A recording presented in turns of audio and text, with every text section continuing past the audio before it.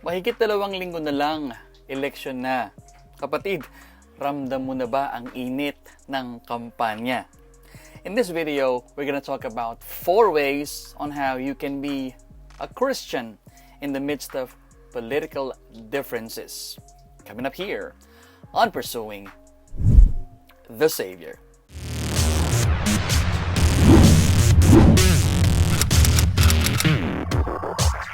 What is going on? My name is Archie and welcome to Pursuing the Savior. I'm a pastor and a writer, and I have a passion for helping people understand the Bible and find their way back to God. And that's what this channel is all about. If you're new to this channel, please consider subscribing and hit that little notification bell so you won't miss a thing.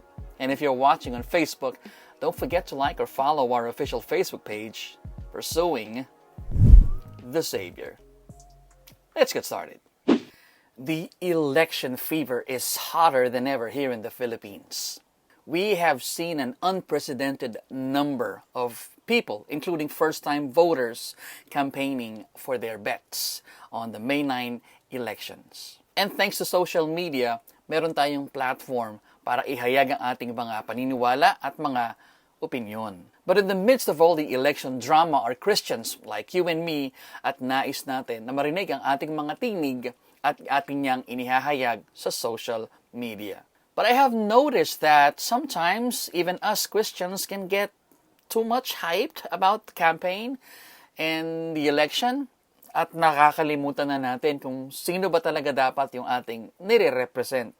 We no longer filter our words, resulting in hurt and resentment. Minsan may nakikita pa ako na pinagtatawanan yung iba na may taliwas na paniniwala sa kanila. The problem is we attack the person instead of discussing real issues in a civil manner. And this video is a reminder to my fellow believers on how we should behave during this time.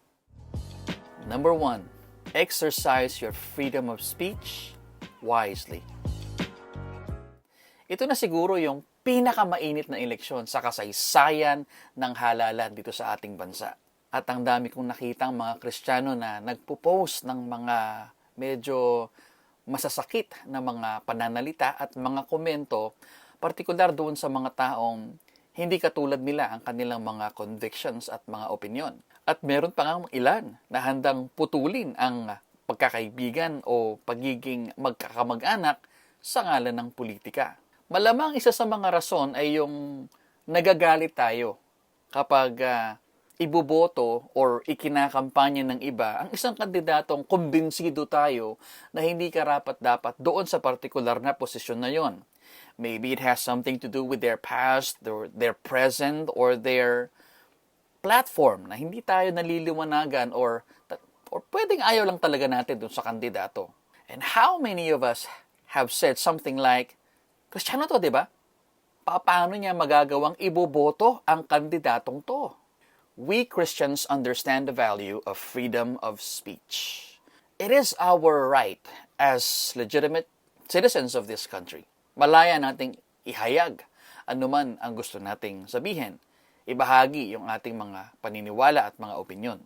However, malaya man tayo na ihayag ang ating mga saloobin, ay may tanong ako. Is it really worth it na sa kabila ng ating pagpapahayag ng ating damdamin, ay nakakasakit na tayo sa ating kapwa? Minsan, kapwa, Kristiyano pa. Is it really worth it to break ties with your family and friends over your political differences? Let's be reminded of how we should choose our words. Let's read Colossians chapter 4, verse 6. Let your speech always be gracious, seasoned with salt, so that you may know how you ought to answer each person. Paul wrote to a community that was surrounded by pagans. At dito, ina-address din niya yung mga Kristiyano na posibleng maloko ng mga false teachers. He told them that they need to choose their words carefully kasi nagmamatsyag ang mga unbelievers. Sabi ni Paul, sa kanilang pagsasalita ay dapat makitaan pa rin sila ng takot sa Diyos. In the same way, namumuhay tayo sa isang panahon at kultura na kung saan ay magkakaiba tayo ng opinyon at mga paniniwala. Kasama na dyan pagdating sa politika.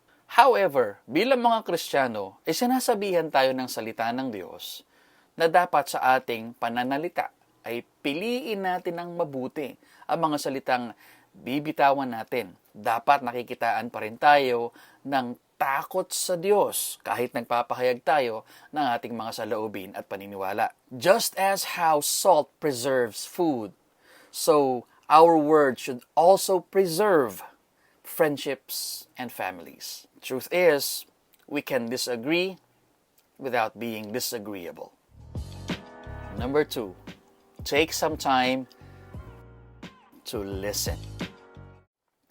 Sabi nga nila, ang rason kung bakit may dalawang tenga tayo at isang bibig lang ay para mas makinig tayo kesa magsalita. And I couldn't agree more. Pero ilan sa atin baka magsabing, meron akong 10 daliri. Ibig sabihin ba nun ay mas mag-type ako? I get you. But the point is, it is easier to talk than listen. But when we listen, then we can understand more. Because we learn when listening, not when talking. Consider James's reminder. James chapter 1 verse 19. Know this, my beloved brothers, let every person be quick to hear, slow to speak, slow to anger. In this passage, the writer is talking to a bunch of people na bilib doon sa mga taong magaling magsalita at ilan sa kanila ay gusto din ngayong magsalita. Pero pinupunto dito ni James na yung nakikinig at yung umuunawa, yun ang mas nagiging mature at yun ang mas nagiging wise o matalino. In like manner, posible ba na pakinggan natin yung kabilang kampo bagamat iba yung kanilang paniniwala? Is it possible na subukan natin kung saan ba nagmumula yung kanilang mga sentimiento? Minsan, otomatiko nating isinasara yung mga tenga natin kasi kumbinsido na tayo sa ating mga paniniwala. But doing so does not do us any favors. It is unwise to jump to conclusions. Kahit saan po tayo magpunta, ay hindi tayo matututo pag ganun ang ating pag-uugali. And when we stop listening, that's when arguments start. Now, given na magkaiba tayo ng paniniwala o gustong mga kandidato, ay kung Kristiyano tayo, ay kailangan makikitaan pa rin tayo ng kababaang loob at kahandaang makinig doon sa kabilang panig. Kailangan natin maunawaan na kailanman hindi natin mababago ang isip ng iba sa pamamagitan ng pagpasok sa isang komprontasyon o argumento o lalo na ang pakikipag-away at panlalait. Rather, kailangan nating magpakumbaba at kung sa tingin natin ay tama tayo at mali sila, dapat ipanalangin natin sa Diyos na buksan ang kanilang pag-iisip at tulungan silang gumawa ng matalinong pagpapasya.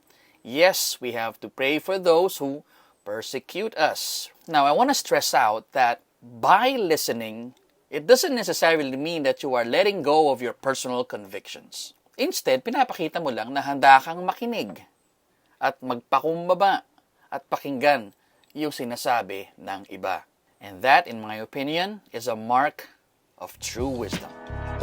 Number 3, choose to be loving than right. Here's the thing. Bagamat magkaiba tayo ng paniniwala, pero sa isip natin ay tama tayo. So we try our best to prove that we are right, and so does the other party. And we just love it when we're right. Right? But how would we feel if by proving that we are right, we hurt somebody's reputation in the process? Jesus was wrongly accused by his enemies. He was punished and murdered by the Romans. He paid for the crimes he never committed. But in the midst of it all, nakita natin, walang nilait si Jesus. Wala siyang pinahiya. And instead of proving that he was right, he showed genuine love to those who persecuted him. We all know, he was innocent. Pero hindi niya inubos ang kanyang enerhiya to prove that he was right. Instead, he did what he could to save even those who persecuted him. Binigyan niya ng benefit of the doubt yung kanyang mga kausap at ng pagkakataon na mabago yung kanilang pag-iisip. He did not attack them personally. He did not respond when he was mistreated. He kept silent. He could have defended himself, but he knew that doing so would only aggravate his enemies. Lalo lang mapapalayo ang loob ng mga kaaway niya sa kanya. Si John the Beloved na intindihan ang ipinakitang pagmamahal ng Panginoong Jesucristo. Let's read 1 John chapter 4 verse 7. Beloved, let us love one another. For love is from God, and whoever loves has been born of God and knows God. Truth is, nothing hurts God more than seeing His children fight battles they shouldn't be fighting. And worse, fighting one another. Love is what defines a child of God. And there's nothing loving about hurting others just to prove that you are right. Of course, I want to prove that I am right. But if it comes at the cost of hurting others, damaging my testimony, and shaming the name of God, I'd rather be silent. Number 4, trust in God, not in man. Yes, we should strive to fight for a better future for the Philippines. But let's keep in mind that our hope is found not in our next president, but in God Himself. Yes, we should fight for what we think is right, but as God's people, we should choose our battles wisely. We should be all about the Father's business. Fact of the matter is, kung sino man ang manalo sa darating na halalan, yon ang pinili ng tao at yon ang itinalaga ng Diyos.